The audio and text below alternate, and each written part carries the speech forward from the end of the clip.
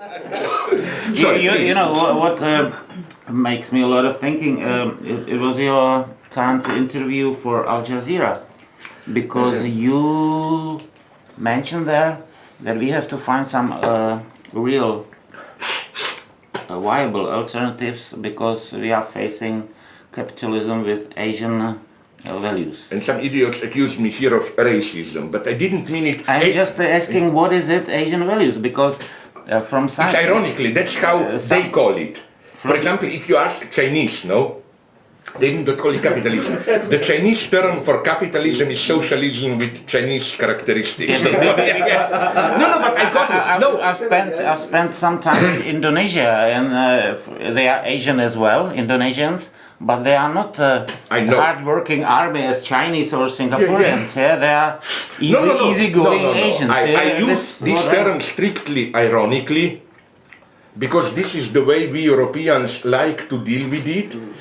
I think that things are much more sad. There is, of course, nothing Asian about it. It's simply authoritarian capitalism. Capitalism which, at a certain level, limited. You have the wild liberal market, but even this market is tightly controlled, directed, regulated by the state, and at the same time, political power, even if there is formally multi-party system, as in Singapore, it's nonetheless controlled in an authoritarian way. Now, the sad thing, this is my point, is that we call it, some in Europe, Asian values, to make it, because in this way it appears, the Asian people, they don't have experience in democracy, it's good for them. But no, I think it's precisely not Asian, it's a global tendency.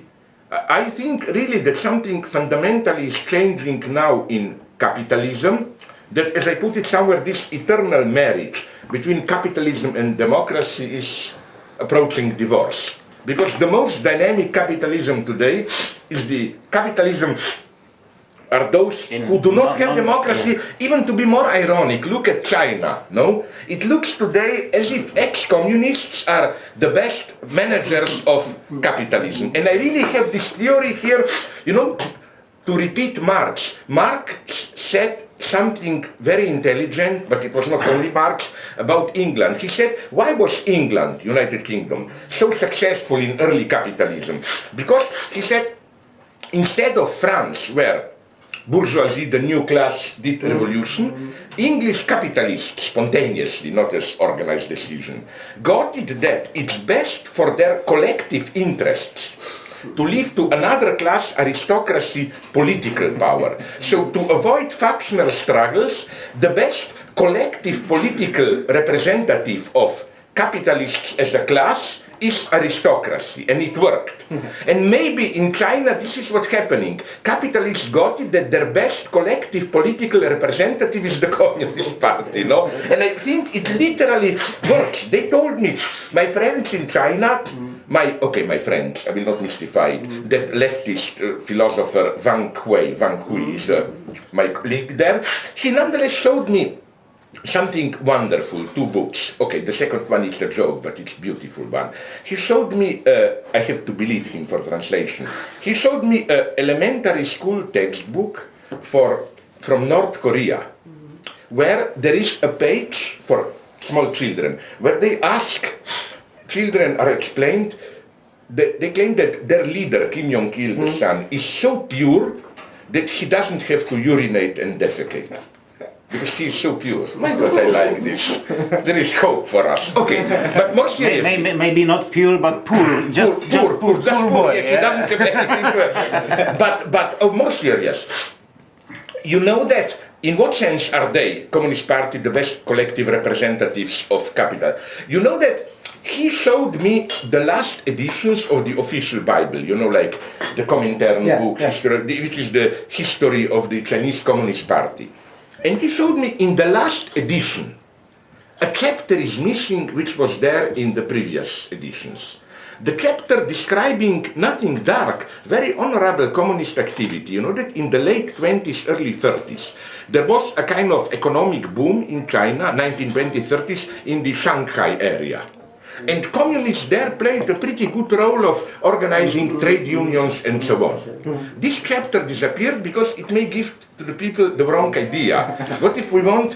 So it's so crazy, they're so afraid of any idea of independent trade unions or whatever. They really are. They are basically, their basic function is to discipline the working class so that the capitalist machinery functions. Because regarding this Asian values, from my point of view, I can call an Asian value, for example, here in Czech Republic, if you are a gypsy, Roma people, you cannot get, in some regions, you cannot get unemployment, how to call it, přídavky, benefits, yeah. In case, for example, you have a car, or if you have a computer at home, that is, from my point of view, it's I can call it Asian values. We started to be more. But why even to call it Asian values? What is Asian about it? Because I think that usually totalitarian, let's say. Because it's very interesting how they are dealing with these outcasts. Some Asian countries can be pretty tolerant about them, like they accept them as part of life. They are subordinated, but at least they have a permanent post. While for us in Europe, we pretend that we have citizens, everybody can be a citizen, but again, it doesn't function with gypsies and so on, no? So, I agree with you here. For example, the example that I used in some of my new texts, it's easier now, Turkey was rejected entry into European Union for not being democratic enough. But for example, take the gay parade, that Pride or whatever. They did a big one in Istanbul without any problems. I mean, no disturbances on the streets. Did you read in the newspapers what happened this summer in Serbia and in Croatia, Split? And in Poland.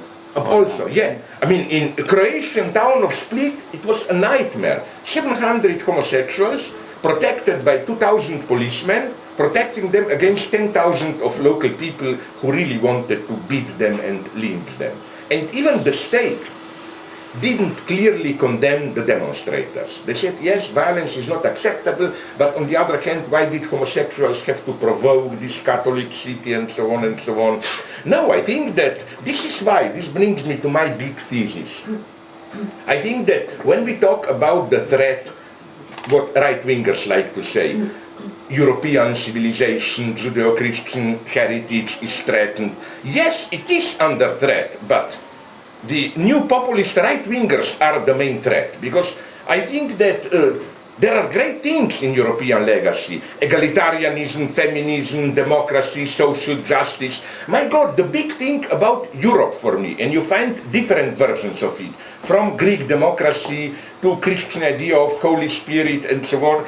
The idea is that there is a possibility of some egalitarian collective outside of the hierarchic order. This is how I'm even materialist, Christian. When Christ says, if you don't hate your mother, your father, you are not my follower. What does this mean? Of course, not kill your mother, father, but it means simply that the community of believers, yes, why not? On the other hand, why not? Yeah. It depends, It depends. As Lenin would say, it depends on concrete circumstances. Yeah. Analysis of concrete. No, but what I want to say is that, this idea is tremendously emancipatory, that each person has a dignity, you can be part of a collective independently outside of your position in the social hierarchy. And here China is for me problematic today. As I already wrote about it, and I think I told you, when I was in China, they told me we don't even call our goal today communism, we call it harmonious society, in old Confucian terms. Okay, I asked them, what is harmonious society? They told me it's a society where everyone is on his or her place. Woman is a good mother, worker a good worker, teacher a good teacher. And I told them, that's nice. So there is no cultural misunderstanding here. In Europe, we call this corporate fascism. And this is so great. So again, I don't agree with those liberals, multicultural liberals, who who are masochistically disposed, and whenever you mentioned Europe, they tell you, yes, but we killed millions in Africa. Yes, we did, but nonetheless, we should never forget that the very tools with which we criticize European racism and so on come strictly from European tradition. So again, I think the tragedy should be to claim that people like, I don't know, Haider, he died in England, Le Pen in France, they are the true threat to Europe. They are threatening Europe. Europe, if we imagine a Europe where Geert Wilders would be in power in Dutch and Le Pen in France, this would no longer be Europe, what is best in Europe. And they even openly admit it, because the most radical anti-immigrants are not even Catholic. For example, Le Pen, it's interesting to note, you know that Le Pen is basically pagan. Le Pen goes into this Celtic mystique. His garden, I saw a photo report, is full of these Celtic runes or what, no? So again, this is an important strategic distinction. I don't like the left which likes to humiliate our own culture. No, we should say there are great things, they are the threat to it. So it's a dangerous moment for redefinition of Europe. As I always like, when you translate to the text, I like to repeat that, you know, Freud's question, was will das Weib? Now, the question is, what does Europe want, no? It obviously cannot decide. On the one hand, you have this purely technocratic Brussels Europe, like, let's just be more competitive on the world market. On the other hand, we have these anti-immigrant defenders of Europe. If this is the only choice, then we are lost in Europe, I claim. If this is the only choice.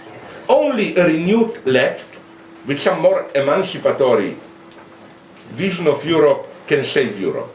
Without this, we are lost. And maybe even humanity is lost, I will be bombastic. Because I think that you know, today, the choice is between neoliberalism and, let's say, Asian values, no?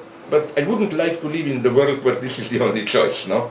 Yeah. No, I think that really the problem is the lack of vision.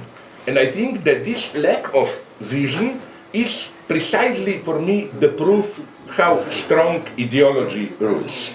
You know, when people say we no longer live in ideological times, of course we do. More than ever, ideology which really works never perceives itself as ideology, but simply as natural state of things, like things that we don't even debate about, that are simply accepted.